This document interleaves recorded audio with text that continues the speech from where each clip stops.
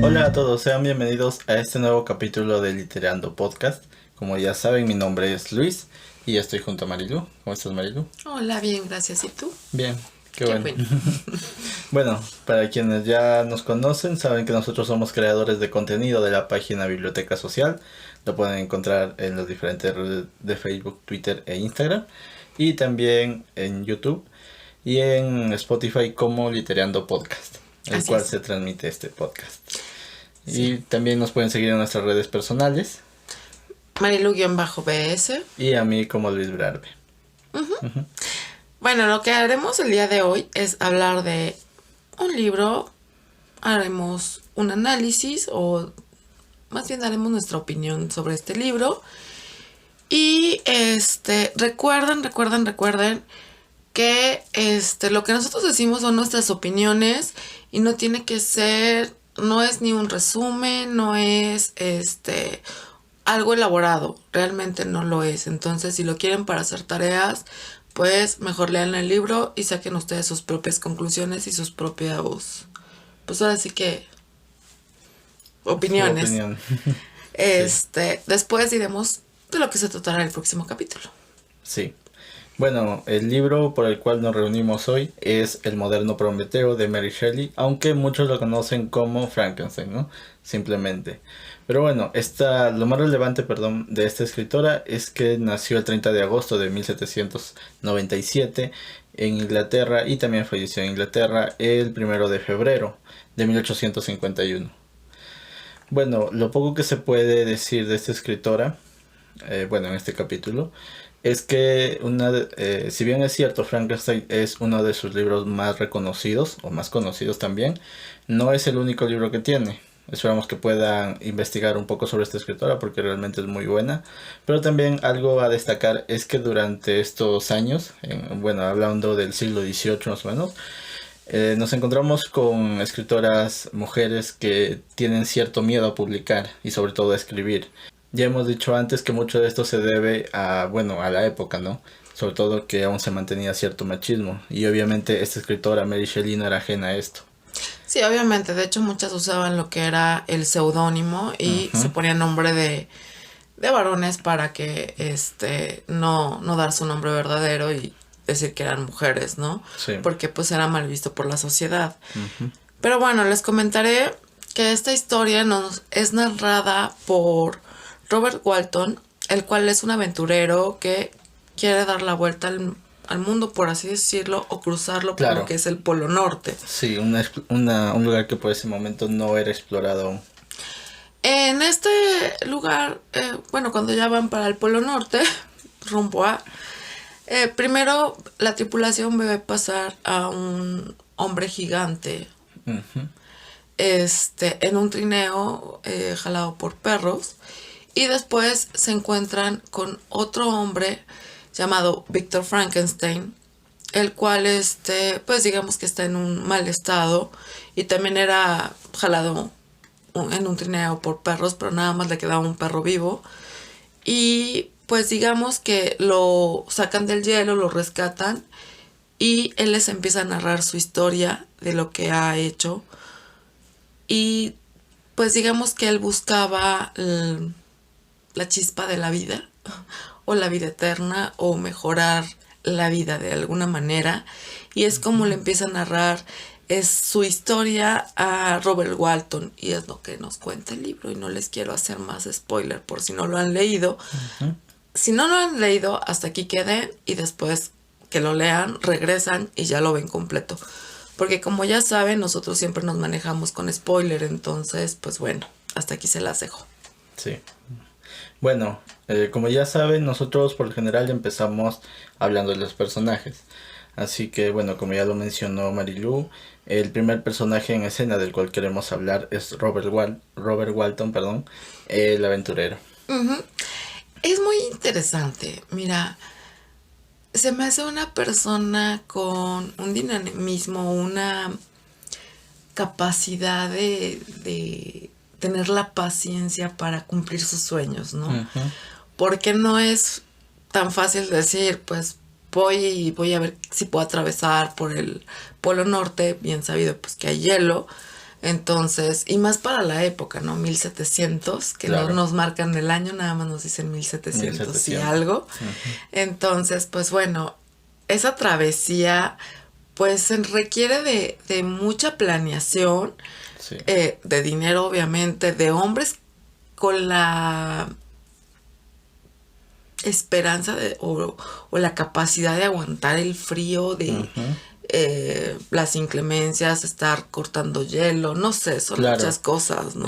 Creo que añadido a esto también se necesita cierto coraje para poder hacerlo. Obvio. Como ya lo dijimos, incluso hasta el día de hoy hay regiones inexploradas del Polo Norte. Pero fuera de esto, de ya las características que mencionaste, yo no le encuentro mucha relevancia al personaje, excepto al final de la novela y sobre todo también como digamos que el que nos trae la historia, por así Sí. decirlo, porque si no fuera por Walt, bueno, sí se hubiera perdido esta historia, ¿no? Pero fuera de eso, fuera de las características morales y bueno, los valores que tiene, no le encuentro mucha relevancia al personaje. A excepción, como te digo, de esas dos partes importantes en el libro. Estoy de acuerdo, no es un personaje principal como tal, pero pues digamos que si no es por él, pues la historia no se hubiera dado, ¿no? Claro, no se hubiera dado, pero te soy sincero, Mary Shelley hubiera optado por eliminar a este personaje y hubiera hecho incluso que el mismo Frankenstein narre la novela en forma epistolar, ya sea de cartas o en forma de diario. Podría ser. De hecho, era un recurso que usaban demasiado en aquella Claro, época. claro. Sí. Y bueno, como lo saben, no me gusta mucho la forma epistolar. Pero en este libro lo paso porque nada más, digamos que, como en un principio, en una introducción, se supone que empieza por cartas y después viene lo que es la narración de Víctor Frankenstein. Y eso como que me calma un poco. Bueno, ya llegaremos a eso, pero... lo último que quiero decir sobre este personaje es que, como te digo, se me hace un poco irrelevante. Un poco, porque creo yo que su mayor importancia es al final. Como ya saben, el desenlace que sucede con Frankenstein. Es interesante eso. Pero ya llegaremos a esa parte. La verdad es que fue un personaje que me cayó bien. Sí, a mí también. Pero eso no significa que no sea irrelevante. Sí, no es principal. Pero bueno, ¿qué te parece si seguimos? Bueno, el siguiente personaje es Henry Clerval. No sé si se pronuncia así o cómo. Clerval, pues sí, yo digo que es Clerval. Pero bueno, este personaje es amigo de Frankenstein. Antes de seguir quiero hacer una pequeña aclaración. Cuando nosotros hablamos de Frankenstein, nos referimos al doctor, a Víctor Frankenstein. A Víctor Frankenstein. No nos referimos al monstruo. ¿Por qué? Porque en el libro el monstruo no tiene nombre.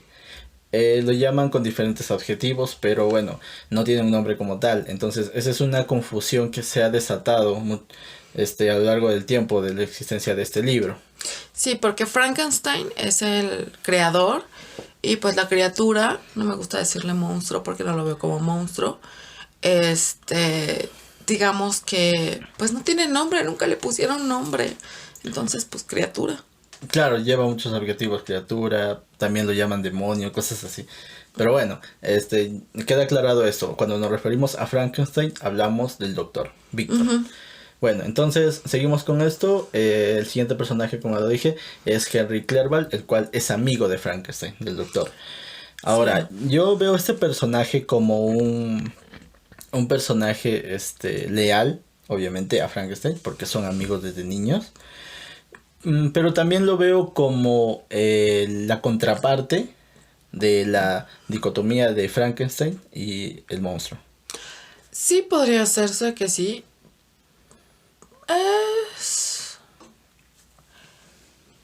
Es que, ¿cómo te explico? En el principio de la historia, digamos que está presente porque pues siempre está con Frankenstein y con Elizabeth. Y son amigos, estudian juntos, hacen muchas cosas juntos. Pero una vez que Víctor se va a estudiar, hay esa cierta separación hasta que Clerval va a la universidad, ¿no? Entonces, digamos que se vuelven a encontrar y es como en ese momento es donde es la importancia de este personaje nada más. Claro. Entonces, realmente no es un personaje que sobresalga mucho, Ujú. pero es interesante también, porque es el que llega con noticias de su casa, el que llega a animarlo, a cuidarlo, a estar con él. Claro, es el que mantiene la conexión entre Frankenstein, que ya estaba en otra ciudad, y su familia. Y su familia, ajá, y digamos que lo mantienen vivo. O sea, gracias a él, pues vive. Yo no sé qué hubiera pasado si no llega este hombre. Claro, ahí nos demuestra la lealtad que hay como amigo. Ujú. Ahora, a lo que yo me refiero en que es digamos la parte contraria a Frankenstein, es que describen a este personaje de Henry como, primero físicamente como una persona muy atractiva, la describen así. Y segundo, que la describen como una persona muy, bueno, llena de valores, muy bondadosa y todo eso. Lo cual muestra un contraste primero. Digamos que formamos una imagen de Frankenstein unida al monstruo. Y tenemos a una persona que no es atractiva físicamente y que no tiene valores, por así decirlo. Entonces digamos que es ese contraste. Mira, yo siento que sí tiene valores, de cierta manera, Frankenstein, pero se lo olvidan. Sí, ya llegaremos a eso, pero bueno, este personaje al ser tan importante para Frankenstein, pues sí se ve digamos, en medio también de ese enfrentamiento que sucede entre el monstruo y Frankenstein, ¿no? Ujú. Así es fuerte, Ujú. bastante fuerte. Pero bueno, vaya historia.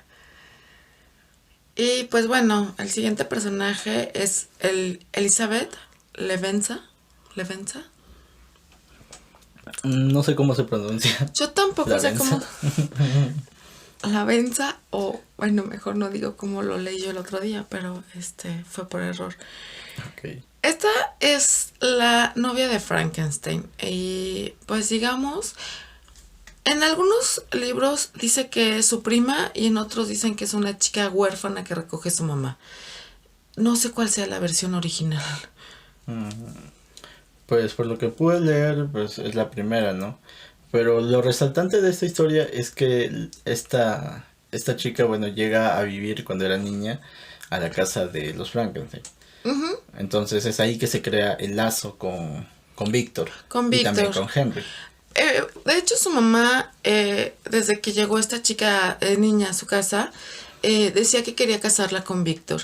Y bueno, conforme va pasando el tiempo, pues van como alimentando esa Unión. unión. Ujú. Y pues ellos mismos se llevan bien, digamos que logran acoplarse el uno con el otro desde muy pequeños y estudian también juntos, juegan juntos, pues hacen todo juntos y toda la vida juntos, qué aburrido.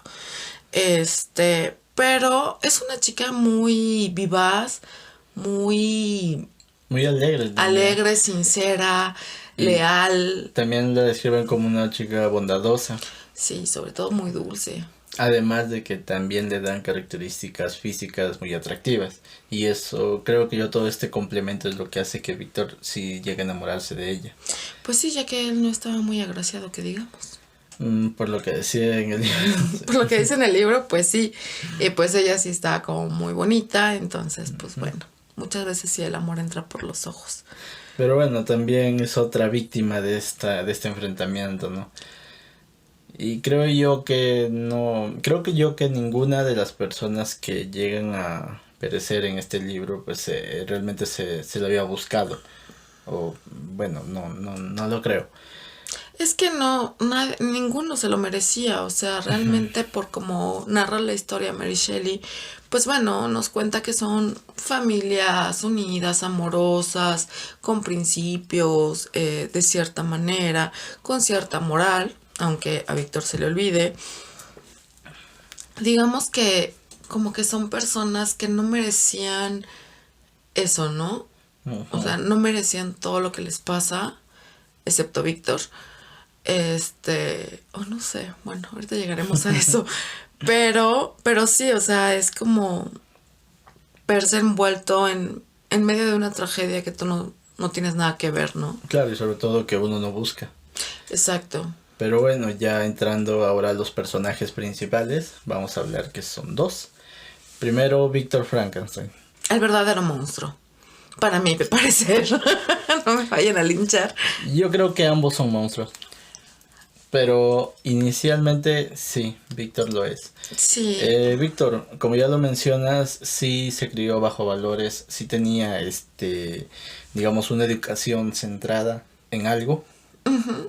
Pero esto cambia cuando llega a la universidad. Sí. Y no es que haya sufrido un trauma o algo, sino que digamos que empieza a adquirir nuevo conocimiento y empieza a tener más curiosidad sobre algunos temas relacionados a química, biología, física y todo eso. Pero bueno, esta curiosidad hace que se intrigue por la vida humana. Sí, por el inicio de la vida, el cómo puede dar inicio a una vida humana, ¿no? Y digamos que de cierta manera, como muchos humanos juegan a ser Dios, no les sale muy bien que digamos, ¿no? No. Mary Shelley, digamos que nos dice que Víctor encuentra la chispa de la vida, no nos narra cómo. Claro, no nos dice exactamente qué es o cómo es o algo así. Pero el chiste es que puede dar vida. Y él hacía experimentos con personas muertas ya, obviamente, y les llegaban cosas de la morgue o el matadero. Entonces, Claro, de hecho hace referencia a que también en algún momento iba a los cementerios y decía, o sea, yo no le tengo miedo a la oscuridad como normalmente la tendría cualquier persona, porque yo, bueno, me he dedicado a leer, a estudiar y todo esto, entonces no tengo miedo a lo que estoy haciendo. Entonces creo yo que sí, o sea, toda esta curiosidad, muchas veces hemos escuchado ese dicho de que la curiosidad mató al gato. Y creo que en el caso de Víctor, más que matar al gato es matar los sentimientos, en cierta forma. sí, en cierta forma. Es que, mira, ok, yo entiendo que quieras sentirte Dios a lo mejor o recrear la chispa o la vida en sí misma, ¿no? Pero estás haciéndolo con algo que ya cumplió su periodo de vida, que ya no tiene por qué estar en este mundo y regresarlo es como, ¿perdón?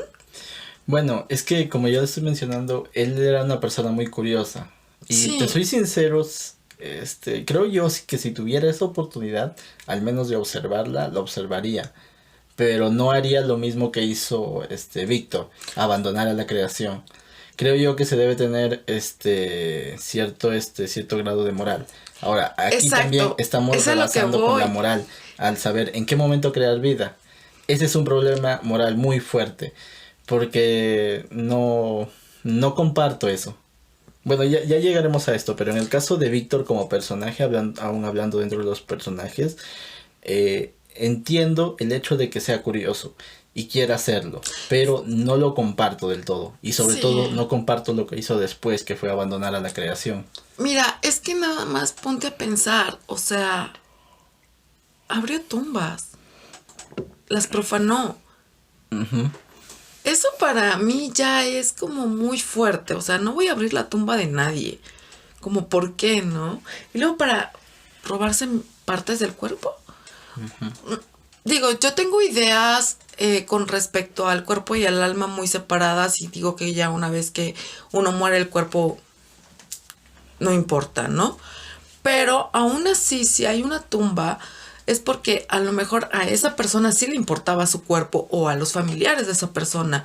E ir a profanarlo. Claro, o sea, también hay que mantener el respeto por los demás. Exacto, es cuando te digo que se le olvida los principios que le inculcó su familia, ¿no? Que le inculcaron sus padres, ese amor, ese respeto. Se le olvida, o sea, por una curiosidad sana o insana, no sabría decirlo, está cometiendo cosas que a lo mejor moralmente son indebidas. Sí, estoy de acuerdo con eso, pero como ya lo mencioné, pues sí, o sea, tiene un grado de curiosidad, que muchas veces hay curiosidades insanas, como es este caso, pero también hay curiosidades válidas. Pero bueno, creo que cada uno puede diferenciar eso. Sí, supongo que sí. Ahora, también, algo que quiero resaltar de Víctor es que a pesar de que en cierta forma ha violado la moral de la vida, por así decirlo, aún mantiene el sentimiento hacia su familia. Sí, Lo cual muchas veces no sucede en la vida real. O sea, muchas veces cuando una persona llega a cometer un asesinato o algo así, pues ya pierde, digamos, los sentimientos hacia los demás, ya sean familiares o ajenos. sí, algo hay de eso. Entonces, pues no creo yo que el personaje sea totalmente malo o oscuro, por así decirlo. Bueno, lo veo como un personaje que tiene contrastes grises. O sea, moralmente pudo haber creado una criatura y haber violado, como dije, la ética de la vida. Pero aún mantiene el amor por su familia. Y eso es algo muy rescatable. Fíjate, algo muy curioso que dicen de los médicos, que llegan a un punto de que están tan en constante, pues ahora sí que relación con la muerte de cierta manera, que llegan a ser insensibles. Yo difiero de eso porque pues toda mi vida he vivido con médicos. Pero ¿qué crees? Que sí se hacen un poquito fríos. Puede ser, sobre todo por la misma naturaleza de la carrera.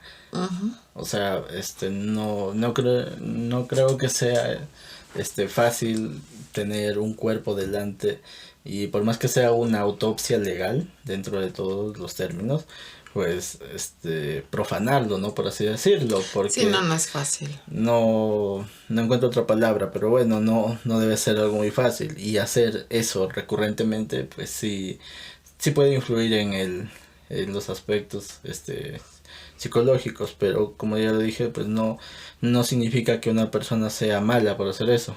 No, es que es diferente, es lo que te digo, o Claro. sea, la moral con la cual se trabaja, ¿no? Ujú.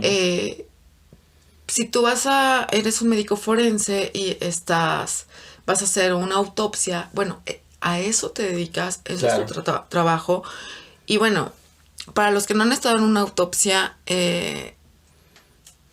una de las cosas que a mí me pasó con el médico, que fue muy respetuoso con el cuerpo, que lo trataba, digamos que de una manera dulce, suave, no era tosco ni mucho menos. Eh, es muy fuerte ver una autopsia, la verdad es que sí es muy, muy fuerte y no se lo Sí, recomiendo a nadie. De hecho, no aguanté, me salí.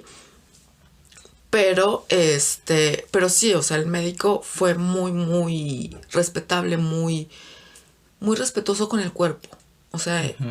muy respetuoso de su trabajo. Y no creo que sea insensible, o sea, la verdad es que no lo creo. Pero sí llega un momento o un punto en el que muchas veces las cosas ya las haces mecánicamente, ¿no? Sí, bueno, como ya lo mencioné, pues son diferentes aspectos. Y creo yo que hay que considerar eso. No solamente en el caso del libro, al tenerlo en cuenta, sino también en nuestra vida diaria. Yo creo que en todo, Ujú. en todo. Pero bueno, el siguiente personaje es... no sé, no quieres que lo llamemos monstruo. Criatura, es que pobre desdichado, ¿sabes? Llamémosle la creación. La creación. Bueno, Ok. Este ser nace primero a partir de partes de otras personas. Algo de su característica física que nos dicen es que mide más de 2,5 metros o 2,5 metros, no recuerdo bien. Pero bueno, primero sí es un ser muy grande y segundo que está hecho de partes. Aunque nosotros tenemos una idea un tanto equivocada.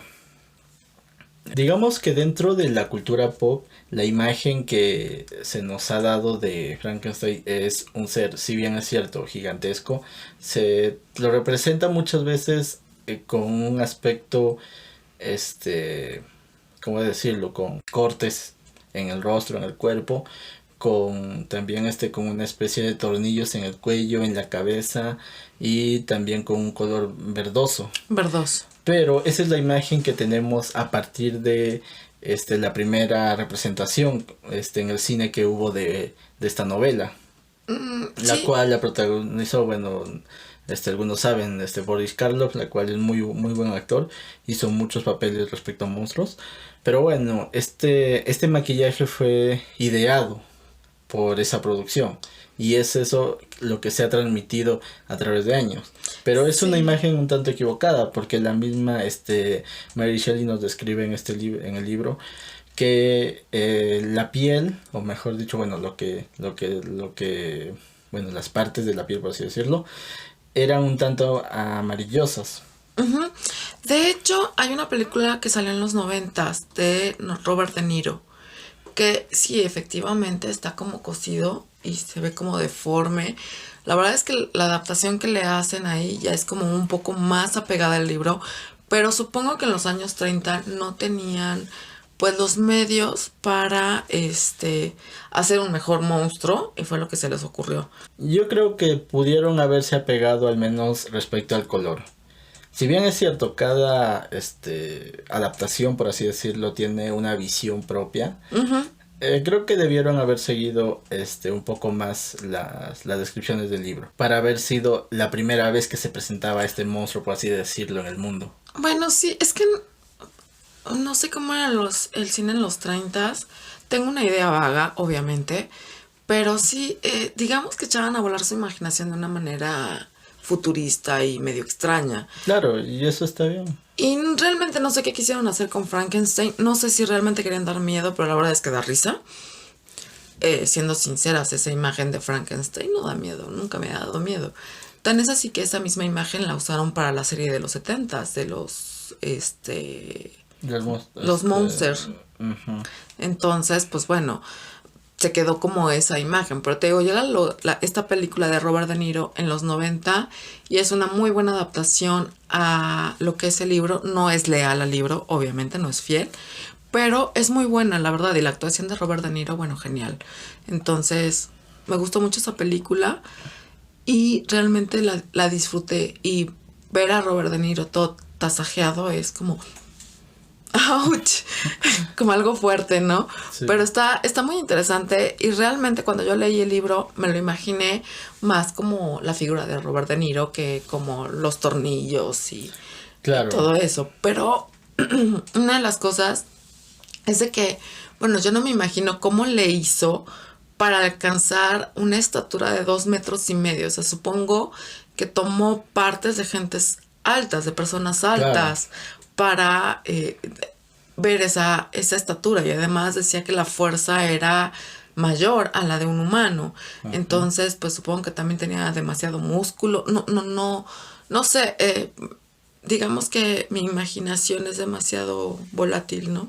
Bueno, lo que yo me imagino es que supongo que encontró cuerpos que tenían partes aún servibles, por así decirlo, y que eran que no necesariamente no sé cómo ponerlo como ejemplo. A ver, supongamos que encuentras un cuerpo y el brazo aún está servible, por así decirlo, pero el resto del cuerpo no. Entonces tiene que cortarlo y unirlo a un dorso que esté servible. Entonces cosas así. Por eso es que supongo yo que profanó varios cuerpos y sobre todo que construyó al monstruo a partir de pedazos, ¿no? Sí, Entonces, pero es que también se dice del matadero, entonces siento que también llevaba partes de animal. probablemente. Pero con el único animal que somos compatibles es con el cerdo, entonces el cerdo no es muy grande. Bueno, sí, cuestionando un poco la parte científica del libro, si bien es cierto, nos habla de química y física, no nos da todos los aspectos científicos. Pero bueno, ya, o sea, dejando a un lado lo de la compatibilidad, sí, supongamos que pudo haber tenido partes de animales. Entonces, sí, es un... Pobre individuo, de verdad, pobre individuo. No lo sé. Es Pero- como algo bastante fuerte, la verdad. Es que imagínense tener trozos de todo mundo, ¿no? O sea, y hasta de animales. Es como muy fuerte. O sea, la verdad es muy fuerte. Ok, pero llegando ya a ese aspecto del personaje, no es un personaje que inicialmente comprenda este concepto de animales, de los cortes en el cuerpo. No sabía ni siquiera qué era. No podía gesticular palabras. no distinguía entre la luz y la oscuridad, calor, frío, hambre, sueño, sed, todo lo que regularmente nosotros llegamos a sentir y después conocer, porque en un principio pues obviamente pues no tenemos ni idea, ¿no? Claro, es algo que nos describe después de que fue creado. Víctor, bueno, se horroriza y sale, lo abandona, pero la creación ya tenía vida. Entonces es aquí cuando él describe, en primer lugar, la luz y la oscuridad, cómo la percibía. Decía, Sí, es cierto. abría los ojos o intentaba abrir los ojos y sentía algo enceguecedor, perdón. Pero luego lo cerraba y encontraba oscuridad y no me sentía cómodo y es esta, digamos que es esta sensación o este acto de experimentar lo que lo lleva a adquirir conocimiento. Sí, es ensayo y error, supóngome yo, porque estuvo solo, no tenía realmente un guía o un alguien que le dijera cómo hacer las cosas o cómo ser, ¿no? Él, pues poco a poco, en su entender, en cómo podía, pues se fue alimentando, se fue creciendo, digamos que llenando su experiencia con vivencias. Y pues realmente él dice que era alguien bondadoso, alguien que amaba, que tenía ese sentimiento de amor, de querer ayudar, de querer estar en la sociedad, pero la misma sociedad lo rechaza. Entonces llega un momento en que se enoja y no quiere tener una relación con la humanidad, se enoja con la humanidad. Pero cuando él se entera quién es su creador y cómo lo crearon, y bueno, se ve en el reflejo de algún río y se espanta de su misma imagen, porque pues ya había visto a otros seres humanos y no eran como él, ¿no? Eran diferentes. Y él al verse, pues hasta él mismo se espantó. Entonces, pues así de feo estaba el pobrecito. Y pues es como una lucha interior entre el querer ser bueno y el sentimiento del rechazo, ¿no? Entonces es donde le nace la ira y el odio hacia Frankenstein por haberlo abandonado, por dejarlo solo, y pues empieza a buscar venganza hacia Frankenstein y no descansa hasta que muere, ¿no? Sí, y bueno, esto de la ira, la verdad es que yo no lo justifico, pero dentro del libro lo entendemos. Porque, como ya lo mencionas, fue alguien rechazado, a pesar de que él no entendía por qué exactamente. Digamos que sí llegaba a comprender el concepto tal vez de la belleza humana y que él era diferente, pero él no quería hacer daño. Inicialmente, o sea, no quería no quería estar apartado de la sociedad, sino quería ser uno más a pesar de las diferencias físicas que había. Pero como ya lo mencionas, pues el rechazo y todo creó en él este odio. Y como ya lo dije, es comprensible, pero no justificable. Yo se lo justifico porque no hubo alguien que le dijera, hey, por ahí no, ¿eh? O sea, ok, pero... no le crearon esa parte de conciencia. Entonces, entiendo al monstruo. Realmente... Ok, pero eso no es algo que se crea, es algo que vamos adquiriendo con las experiencias y muchas veces con la educación. Pero también, digamos que llega un punto en el que a Frankenstein le dice, básicamente le dice que va a hacerlo sufrir. Y la manera de hacerlo sufrir es matando a las personas que él quiere. Entonces creo yo que esa parte no está justificada. Si hubiera ido en contra del mismo Frankenstein, sí lo hubiera justificado, pero no en contra de los inocentes. Sí, en contra de los inocentes no estoy muy de acuerdo. Yo hubiera querido que se hubiera agarrado un buen tiro con Frankenstein, pero si no hubiera habido historia, entonces obviamente la trama hubiera sido muy, muy aburrida y muy diferente. Tenían que ponerle algo picoso a la historia y pues bueno, se llevan entre las patas a muchos, ¿no? Pero la verdad es que desde la primera vez que leí el libro, vi la película, siempre lo he dicho, o sea, Víctor es el monstruo y la criatura, la desgracia de este. Yo creo que ambos son monstruos, ambos. Podría ser, pero no lo sé, yo lo justifico demasiado tal vez, o no sé.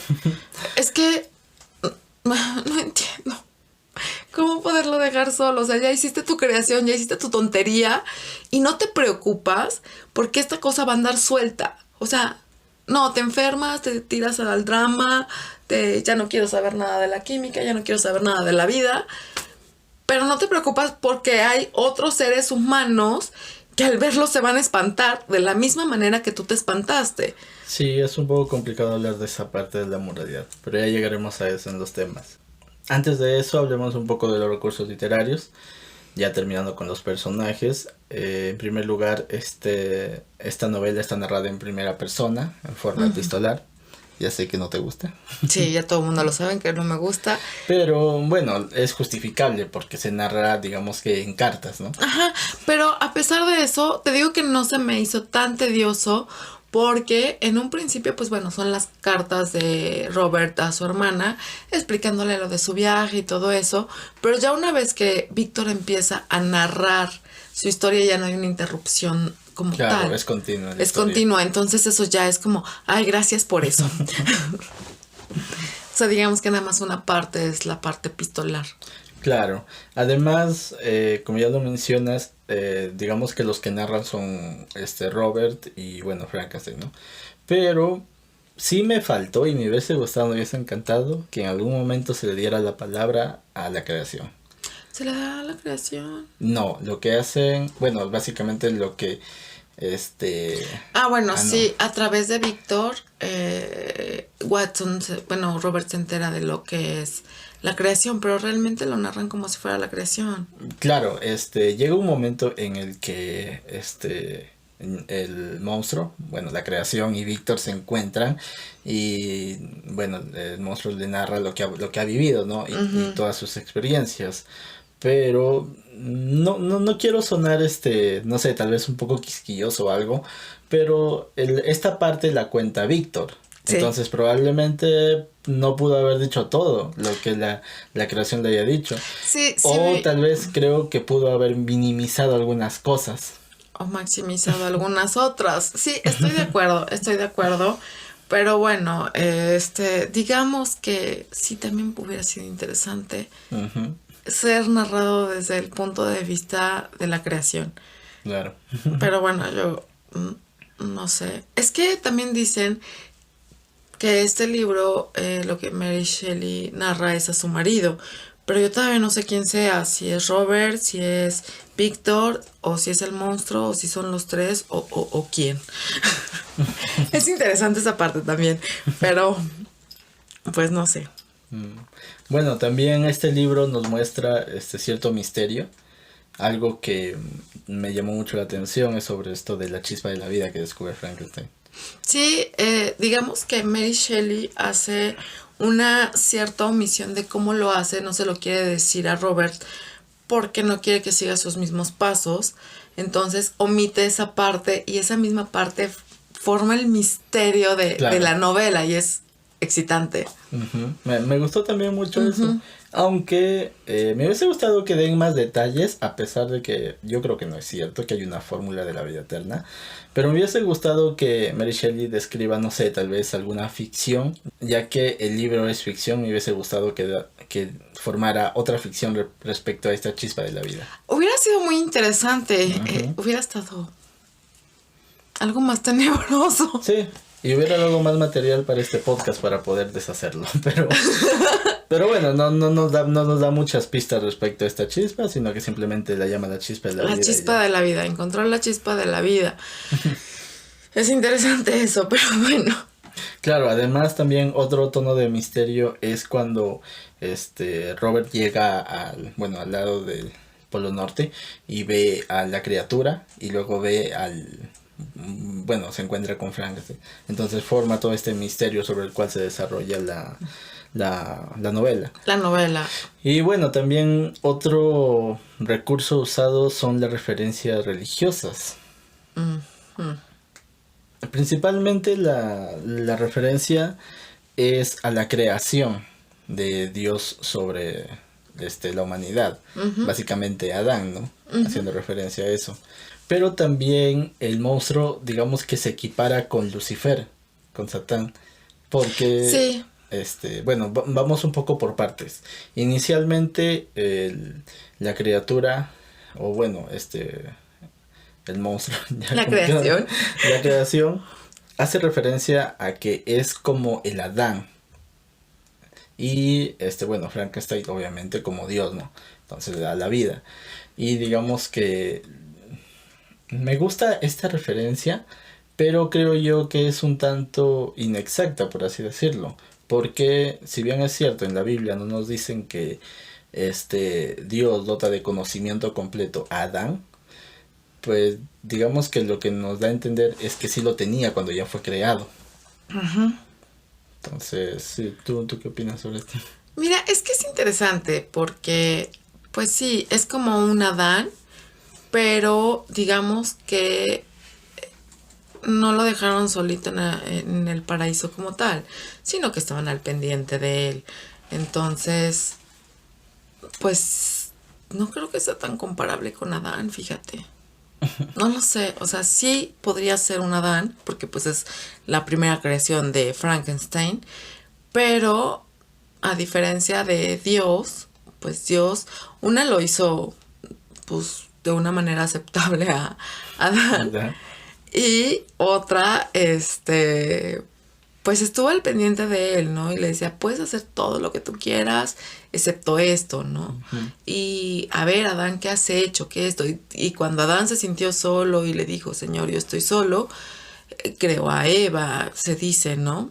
Entonces de ahí sale la mujer y toda esta historia un tanto revuelta, ¿no?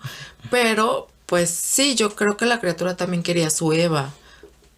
Obviamente. Obviamente, obviamente, porque pues eso de estar solito y lo más duro de esto, pues, es eso, la soledad también. Claro. Ahora, también referente a lo de la analogía con Lucifer, es que vemos que, bueno, yendo un poco a la religión, Dios crea a los ángeles y destierra a Lucifer. Y es No, aquí, Lucifer se le pone en contra nada más y por eso lo destierra. bueno, sí, o sea, pero me refiero a que, bueno, ya, no es que lo desterró de nada, sí, se reveló. Era su luz más bella, Sí. entonces se le revela y lo destierra. Ujú, claro. Y bueno, es aquí cuando crea el odio hacia su creador. Entonces yo creo que esta analogía de Lucifer es más exacta. Es más exacta, sí, obvio. Porque bueno, ya vemos el caso, ¿no? Frankenstein creado por... Perdón, el monstruo creado por Frankenstein, luego lo abandona, entonces el monstruo crea este resentimiento, este odio hacia él. Entonces yo creo que esta analogía sí es la más exacta. Sí, yo creo que sí, porque efectivamente Lucifer era como el consentido de Dios, pero pues no se sintió a gusto porque las ideas de Lucifer no eran como las que él quería, lo destierra y lo deja solo, ¿no? Entonces obviamente ahí viene ese odio. Y pues acá Víctor Frankenstein pues no le gustó que se veía todo cuchito y todo mochito, entonces pues lo deja, lo abandona a su suerte. Entonces sí, creo que esta analogía es mucho más exacta. Claro. Ahora, ya antes de terminar esto, quisiera agregar también la referencia a la mitología griega. Y además del mismo nombre, si tienen curiosidad, se llama el moderno Prometeo porque Prometeo creó a los seres humanos y bueno, Frankenstein, el moderno Prometeo. Entonces ahí encuentran la relación. Ahí encuentran la relación. Pero también Prometeo es el que roba la chispa, bueno, el fuego a los dioses y se lo da a los humanos. Y creo yo que esta es la analogía respecto a que Frankenstein encuentra la chispa de la vida y desea crear la vida. Pero también encuentro una analogía final, la cual es que Prometeo, después de haberse burlado de Zeus, pues digamos que es castigado.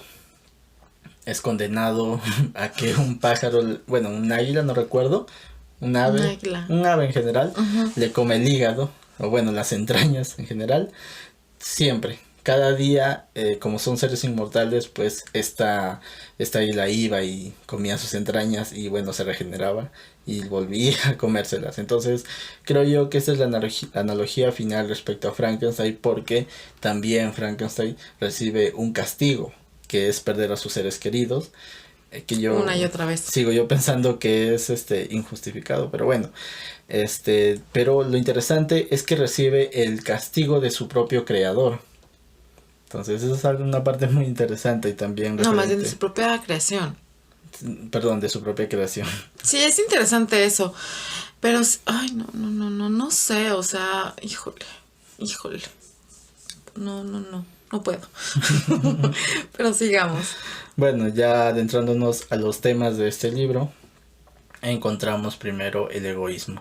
Sí, el egoísmo primero de Víctor Frankenstein por querer crear algo superior y ensimismarse en eso, empecinarse en eso, es como demasiado egoísta. Ahora, también es egoísta el abandono. También es egoísta no quererle hacerle una pareja o hacerle compañía o Claro, quedarse hacerle un con él. compañero, no necesariamente una pareja femenina, pero un igual con el cual pueda convivir y no sentirse solo. Es más, hasta el mismo Frankenstein le hubiera podido decir, ¿sabes qué? Pues vamos a ser cuates. Vente conmigo, vámonos. Sí, Y yo creo que el monstruo, con tal de tener compañía, le decía que sí. O sea, no importaba que no fuera una pareja. que no era un O igual. que no fuera un igual, pero pues alguien con quien hablar, alguien con quien estar. Y pues sí, es una parte muy egoísta. Otra parte también egoísta que a mí se me hizo fue decir, sí, me caso, vamos Elizabeth, vamos a casarnos, cuando sabía que ya tenía una amenaza. Y el monstruo se lo dijo, o sea, si tú no me creas algo para mí, voy sobre de ti y hago el día de tu luna de miel. Él se lo advierte. Y aún así se casa y pues obviamente pasa lo que tenía que pasar. Sí, pero creo yo que en este escenario es más movido por el amor que por el egoísmo. Porque ya como ya lo mencionamos, pues se habían criado juntos, habían convivido mucho tiempo, estaban enamorados. Entonces, creo yo que al margen de las amenazas del monstruo, pues Víctor actúa más por amor que por egoísmo. Cuando amas a alguien, lo proteges, lo Sí, cuidas. lo sé, pero es por esto mismo que el personaje de Víctor tenía un arma cuando sucede lo de la noche de bodas. Pero la dejas sola. Sí, la dejó sola, pero en ese momento él creía que estaba a salvo. Pues no. Obviamente no, pero él creía que estaba a salvo y lo entiendo. A mí se me hace un acto muy egoísta ya sabiendo qué iba a pasar. Ahora, sabía también de la fuerza de este monstruo. Sí. Era mucho más fuerte que él y él lo sabía. Sí, lo sé, por eso tiene un arma.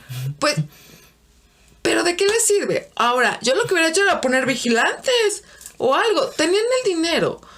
Algo pudo haber hecho. Bueno, sí, pero como te digo, no lo veo más egoísta, lo veo más, creo que es más, imprudencia. Podría ser O imprudencia. irresponsabilidad si quieres verlo ya, como ya lo mencionas, al no poner guardias o algo. Pero lo veo más una motivación de amor por esa parte. No lo sé. Pero también, también veo un grado de egoísmo en el monstruo. Obvio. O bueno, en la creación ya. En la Pero creación. es que yo sí lo considero un monstruo, pero bueno. En la creación veo cierto egoísmo también. Porque ya, o sea, supongamos, lo abandonó, habló con Frankenstein y Frankenstein le dijo que, bueno, que era un ser horripilante, todo eso. ¿Por qué no irse y ya, o sea, acabar todo ahí? ¿Por qué ponerse a vengarse con personas inocentes? O ya, si quieres, que mate a Frankenstein ahí, pero no tener que vengarse con seres inocentes. Lo sé, pero a final de cuentas tenía un cerebro humano y tenía una cierta manera, consistencia humana, de cierta manera. Y por naturaleza los humanos somos vengativos, somos enojones, furiosos y demás. Entonces cuando estás enojado, ¿qué es lo que quieres? Desquitarte. Uh-huh. Al precio y al coste que sea. Y de eso tú sabes muy bien. Entonces, pues realmente era ese enojo del monstruo. Estaba muy molesto y a lo mejor no se iba a ir contra Frankenstein como tal, pero sí le iba a quitar todo lo que él quería, porque a él no le iba a dar lo que él quería. Entonces es como, si tú no me das lo que yo quiero, pues yo te quito lo que tú quieres. Es algo así. No es justificable, lo sé, está mal, pues sí, lo sé, y a pesar de que el monstruo sabía que estaba mal, él estaba enojado.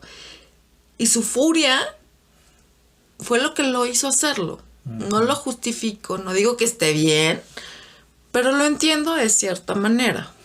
Claro, esto ya nos adentra al siguiente tema, lo cual es la vida y la muerte, ¿no? Dentro de este libro.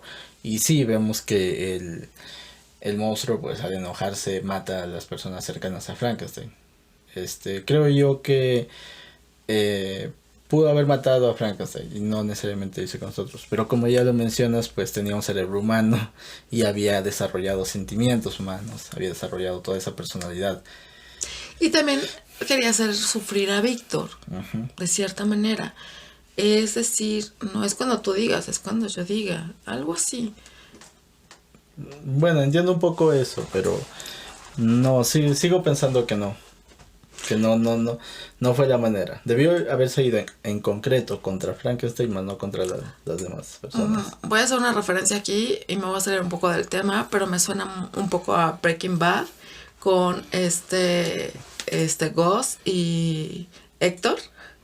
Más o menos. O sea, Gus mata a toda la familia de cierta manera de Héctor. Entonces, pues, más o menos es por ahí. Pero hay un contraste. La familia de Héctor eran pertenecientes a un cartel. Eran qué? personas bueno, eran delincuentes como tal. ¿Y Gus no? Sí, también. Héctor lo es, todos lo son. Pero no encuentro tanta analogía porque Elizabeth en el libro o Henry no son delincuentes. Bueno, no eran personas con malas, por así decirlo. Víctor tampoco lo era de cierta manera y el monstruo tampoco lo era de cierta manera. No, Víctor sí lo era, el monstruo también. No, el monstruo se hizo, o más bien las circunstancias lo hacen. Las circunstancias lo hicieron, sí, pero ya tenía maldad. De cierta manera sí, pero siento que es de cierta manera el mismo movimiento, el odio, el rencor o por el cual. Claro. A eso es a lo que me refiero. No tanto de que sean buenos o malos, porque pues no, claro, ese no es el caso. Al final creo que nosotros no somos nadie para decir quién es bueno. Quién es malo. Pero a mi perspectiva sí se me hace que Víctor y el monstruo eran malos, ambos. Pero los otros, o sea, como te digo, nos pintan como personas buenas y al ser así, pues no merecían morir. Sí, estoy de acuerdo. Mira, yo sé que la criatura era mala y que estaba mal, pero de cierta manera entiendo el por qué. De cierta manera. No te me pongas. Pero bueno, seguimos. Sí, entonces, bueno, ya esto también es parte de la venganza, como ya lo mencionaste, lo cual es un tema muy recurrente aquí, obviamente. Primero, yo creo que el que empieza esta pelea es Frankenstein, Víctor. No, es el monstruo. No, a mi parecer, a eso me refiero. Yo creo que Víctor empieza la pelea cuando lo abandona. Bueno, sí. Porque no se hace cargo de su responsabilidad, no se hace cargo de lo que hizo. Sí, es un papá abandonador y no hay ninguna mamá luchona que proteja al niño, ¿no? Entonces, sí, de cierta manera sí. Fíjate que no lo había visto así. Yo dije, bueno, la primera enfrenta la hace el monstruo al enterarse que el niño es un Frankenstein. Y sí. Entonces, pues... Pero hasta antes de eso se le ve ciertas buenas intenciones a la criatura, bueno, a la creación. Sí, a la creación. Es que no sé si fue también que el niño puso resistencia a no querer ser su amigo. No, creo que fue más la venganza. Fue más la venganza. En cuanto dijo que era un Frankenstein, fue cuando dijo, Lo ahorcó. Lo ahorcó. Entonces, y todavía culpa a Justin, creo que no recuerdo bien el nombre. Justina podría decirse si estuviera traducido, pero en el idioma original pues no sabría decirles. Pero bueno, después del asesinato del hijo menor, pues también Frankenstein decide vengarse del monstruo. Y es aquí, creo yo, que es la venganza de Frankenstein es más dolorosa, porque crea un cuerpo para darle vida y que sea la compañera del monstruo, pero antes de poder darle vida decide no hacerlo y es ahí cuando destruye todo. Creo yo que esta parte de la venganza es más fuerte aún que la que pudo haber hecho el monstruo. Es que ya lo tenía, ya pudo haber cortado con todo y que el monstruo agarrara a su chica y se fueran lejos, como bien lo dijimos, hay muchas zonas inexploradas en el mundo y más para los años 1700. Y pudo terminar con todo y llevar una vida tranquila y feliz. Claro, pero también viene la otra parte, ¿hacer otra criatura igual? ahí es donde vemos las reflexiones de parte de Víctor en el libro, que dice, o sea, ya, yo hago la criatura y bueno, el monstruo me prometió que se van a ir, pero ¿cómo estamos seguros o cómo podemos obtener una garantía de que esta otra criatura que voy a crear va a obedecer al otro monstruo? O va a hacer o va a, digamos que va a cumplir una promesa que está hecha incluso antes de su creación. Entonces, sí, no hay garantía de nada. Sí, no hay garantía de nada realmente y pues sí, o sea, al tener, pues digamos que cerebro tienen pensamientos propios y pues bien pudo haber dicho, pues ¿qué te pasa, no? Ujú. Ahí nos vemos, adiós. Sí, pudo haberlo abandonado incluso, o ser como lo mismo, como lo menciona el mismo Frankenstein, pues pudo haber sido más violento incluso que el primer monstruo. Ujú.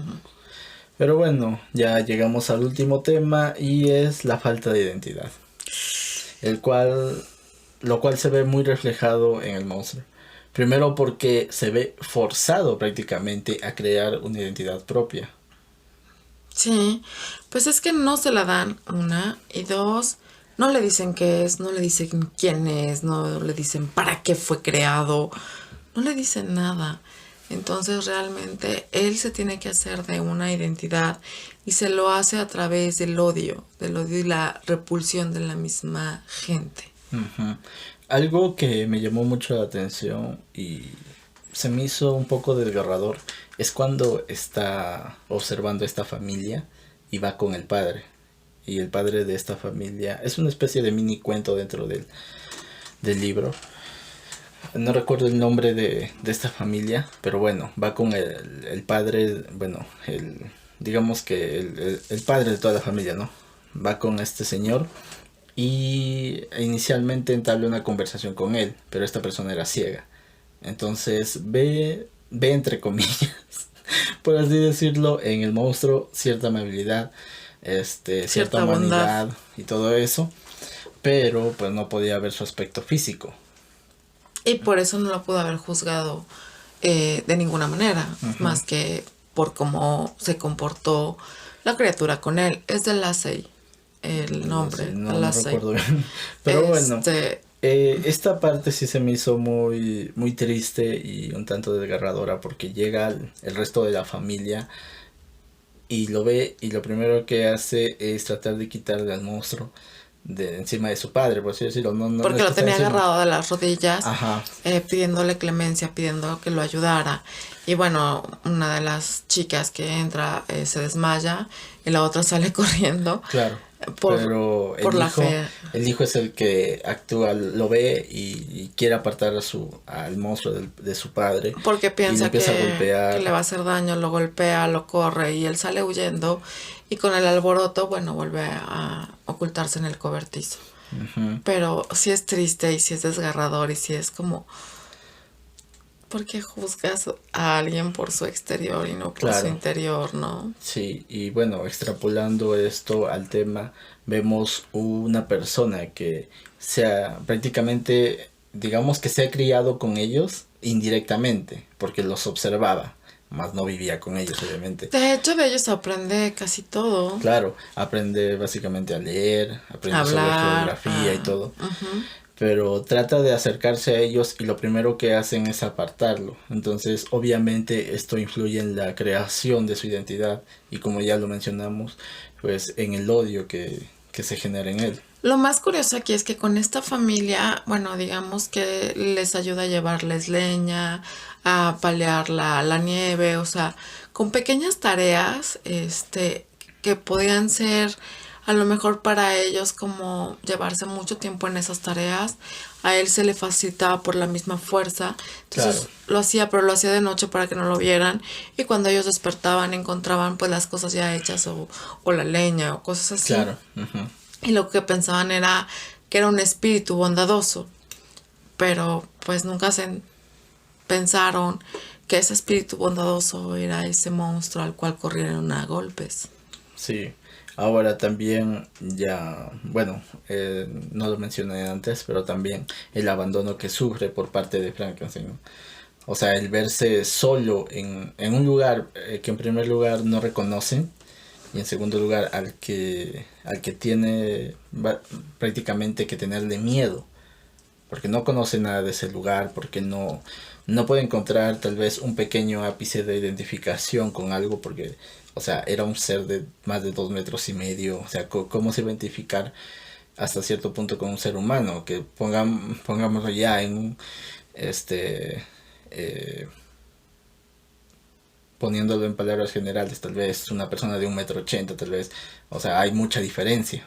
Entonces, a veces estas cosas influyen en esa formación también de identidad. No identificarse con alguien o con algo que no es de tu misma estatura, tal vez por así decirlo. O también la complexión física. Digo, también sabemos que existe lo que es el gigantismo como Claro, cierta sí, sí, sí. característica, pero digamos que no tenía la forma tan deforme, ¿no? No son deformes, son nada más enormes, pero hasta ahí, ¿no? Y pues sí, al ser tan grande, tan raro, tan extraño, y como lo dices, o sea, despierta en un lugar donde no conoce, no sabe qué es ese lugar, no Ujú, tiene idea, no tiene conocimiento, y la primera reacción que él tiene es rechazo, claro. porque Víctor lo ve, se horroriza y sale corriendo, ¿no? Entonces es lo primero que él ve, rechazo.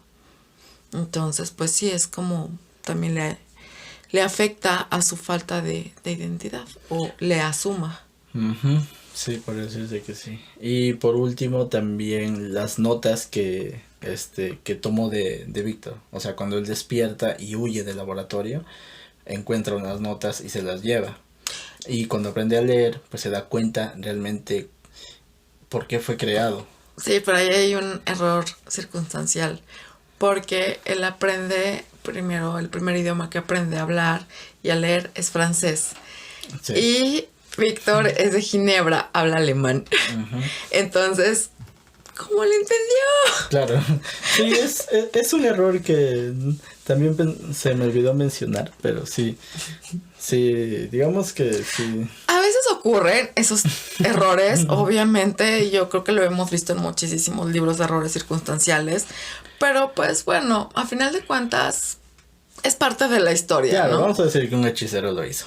Sí, vamos a decir que por arte de magia y aprendió alemán, que es súper fácil. Pero bueno, eh, ya el darse cuenta de qué hubo detrás de su creación también le afectó, obviamente. Obvio. Imagínate, o sea, no sé, tal vez sonará un poco cruel, pero imagínate despertar un día y encontrar eso, encontrar que fuiste el producto solamente de un experimento.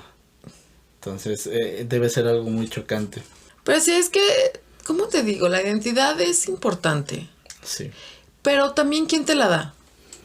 Claro, ese es otro detalle, porque ya como lo hemos mencionado también, hay una formación de identidad a partir de experiencias y a partir de conocimientos y todo eso. Pero hay que ver que también nosotros, o bueno, en general las personas hemos sido criados por alguien tal vez. Tal vez hay quienes no han tenido a sus padres, tal vez, Pero si pero alguien alguien que los ha sabido encaminar. que los O usa. tal vez no por el buen camino, tal vez por un mal camino, Pero han pero estado con alguien, no han estado claro. solos. O sea, veámoslo así. O sea, si tú naces bebé, no vas a nacer más o menos como el monstruo de Frankenstein si no naces bebé, obviamente. Pues un bebé no se puede valer por sí mismo. Necesita, Obviamente. obviamente, de alguien más. Y yo creo que todos necesitamos de alguien más, seas el tamaño que seas, ¿no? O seas la criatura o la especie que seas, pues necesitas de esa guía. Porque si es bien sabido que los bebés cuando nacen es como imitar lo que ven, los sonidos, los gestos, es como una imitación porque están aprendiendo, obviamente, pero ya después uno cuando empieza a tener una conciencia ya más fuerte, más sólida, pues empieza a crear su propia personalidad, Exacto, su propia identidad. su propia identidad, pero de un momento pues es una copia de lo que ve, de lo Claro. que tiene a su alrededor. Entonces todos necesitamos de ese guía, aún así seas un monstruo. Entonces, Exacto. Y más en este caso, como ya lo mencionas, que es, por así decirlo, un adulto ya. Entonces, de la nada que nazca, por así decirlo, como adulto ya es de por sí es un riesgo por la fuerza que tiene. Entonces, sí. Oh, es que imagínate, por ejemplo, los bebés, ¿cómo se mueven? Manotean y todo porque realmente no tienen una estabilidad Claro. en su cuerpo, pero son pequeños. O sea, si te da un manotazo, pues no importa, no te duele. Pero imagínate un manotazo de alguien de 2,5 metros o más. Sí. No, pues, ouch, espérenme, ¿no? Sí. Pero bueno, esto han sido algunos de los temas. Ustedes pueden sacar otros temas si desean analizarlo, comentarlos también. Y bueno, creo yo que nos hemos explayado un poco en esto, pero creo que ha sido un tanto importante debatirlo, a pesar de que no estamos totalmente de acuerdo con los conceptos dentro. Sí, mira, no siempre estamos de acuerdo. En algunas cosas sí, en otras no. Pero bueno, cada quien tiene su pensamiento y respetamos eso, ¿no? Ajá. Pero pues. Bueno, esto ha sido todo por nuestra opinión y regresamos en el siguiente bloque.